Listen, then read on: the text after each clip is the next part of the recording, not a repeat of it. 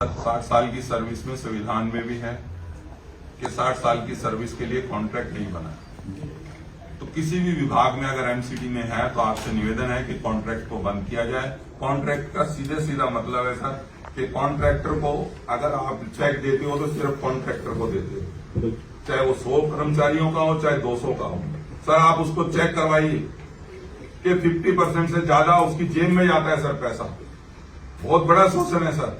आपके जितने auto tipper है यहाँ आए हुए हैं सर, ऑटो टीपर्स की बुरी हालत है सर। ऑटो टीपरों की हालत ये है कि 300 गाड़ियां चल रही है जिसमें गाड़ी चलती है 20, 30, 40, इससे ज्यादा गाड़ियां नहीं चलती हैं। जहां जहां कॉन्ट्रैक्ट है सर हम उसका विरोध करेंगे, हर हाल में करेंगे, क्योंकि संविधान में लिखा है कि 60 साल की सर्विस में कॉन्ट्रैक्ट लागू नहीं होना चाहिए।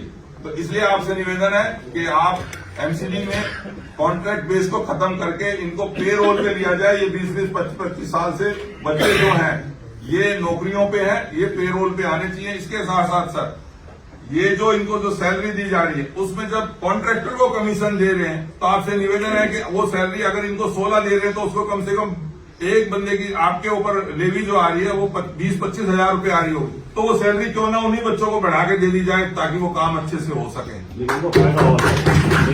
फायदा होगा सर। कॉन्ट्रैक्ट सर आज दिवाली आने वाली हो रही है, यहाँ कॉन्ट्रैक्ट के बच्चे आए हुए, अभी तक उनकी सैलरी नहीं हुई है, जबकि आप लोगों के साथ एग्रीमेंट होता है कि 7 तारीख तक उनको सैलरी देनी होगी, चाहे वो अपनी जेब से दे या आप लोग उनको दें। लेकिन सैलरी दी जाती है 20-20, 22-22, 25-25 तारीख को। तो आपसे निवेदन है सर कॉन्ट्रैक्ट बेस खत्म करके इन बच्चों को आप अपने पेरोल पे ले, चाहे आप उनको 25 हजार अगर मिल रहे हो कॉन्ट्रैक्ट के साथ तो आप चाहे इनको और 2-3 हजार बढ़ा दे। 2-3 हजार एमसीडी का रेवेन्यू, जैसे यादव साहब ने कहा कि रेवेन्यू कम है तो इसमें आपका रेवेन्यू भी बढ़ जाएगा, सैलरी बचेगी। तो 2-3 हजार बढ़ा के सर उनको आप पेरोल पे ले लें, ये पॉलिसी बनाएं और कॉन्ट्रैक्ट बेस को खत्म करें। धन्यवाद सर। इसमें एक बात हो